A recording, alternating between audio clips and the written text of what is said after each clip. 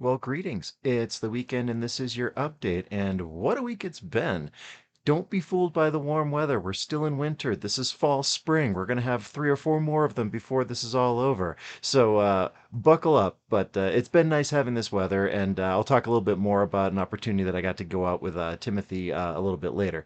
But first, over on the boomer side of things, I found an article from a couple years ago from Don Stinson, and he teaches at Joliet High School in Illinois.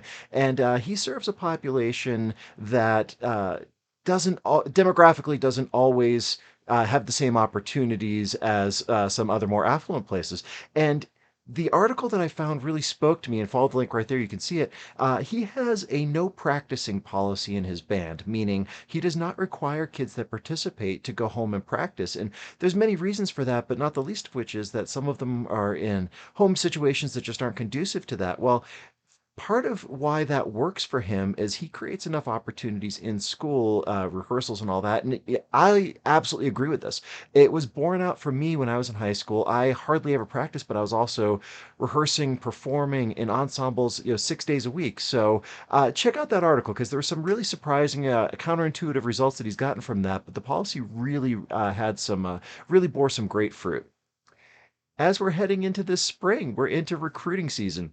And this week on View from the Road, I was talking about underserved programs. Again, we were talking about that with Don Stinson, but in terms of populations in schools are going down, and then what that means for music and participation in that. Check out a clip from that View from the Road video. Just the student population is lower. So to me, the way to think of it is you got to think of it as capturing a higher percentage of the student population that you do have, because I mean honestly you can't do a whole lot about student population. It is what it is. But if you can advocate for the programs and show the appeal and the benefits of it to a wider audience, then get more kids involved, then that has a snowball effect. You get some kids involved and they get more kids involved, and then it just kind of grows and grows from there, because this is an activity that appeals to everybody. This is an activity that every single kid in the building realistically can participate in and succeed. All they have to have is the willingness to do it. So again, great activity. We all know the values in it, but with declining student populations, we need more kids to participate. So be thinking of that. If you know someone that's on the fence about participating, give it a try. It's a lot of fun.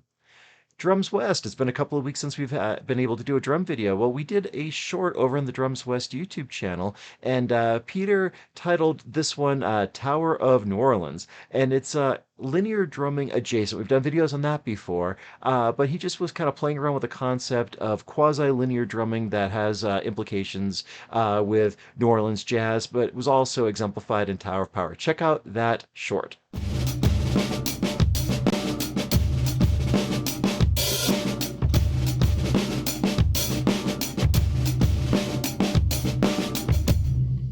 Playing a linear inspired groove here. It's not 100% linear because not everything is hitting separately. Playing on the 1 E, a 2 E, a 3 E, and 4. 1 E, a 2 E, a 3 E, and 4.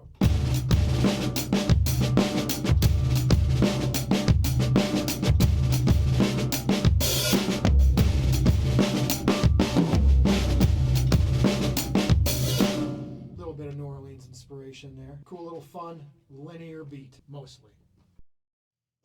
So if you haven't seen that short, now you have. Follow that link over there. That'll take you to the Drums West YouTube channel. And then there's the longer video that we did on linear drumming as well, if you're interested in that concept. And then over on the Podcasting Store Medium page, this week's essay, and I kind of alluded to it at the top here about the weather, was about taking the opportunity to do something spontaneous. With the nicer weather, Timothy wanted to go for a bike ride, and it was cold, it was dark. I told him, we'll do it later. Well, we ended up following through on it, and part of the inspiration for that was something that happened many, many years ago with my mother. She decided we wanted to go out for ice cream, getting off the school bus. Well, for her, ice cream means going to the Dairy Queen in Kennebunkport, Maine. We lived in Massachusetts, and it was a fun, spontaneous little trip, and it's something that's really stuck with me. So if you haven't seen that essay yet, check it out. You'll see what I'm talking about. As always, I thought it was a pretty good one, and I really enjoyed, revisiting that memory and that time with my mom.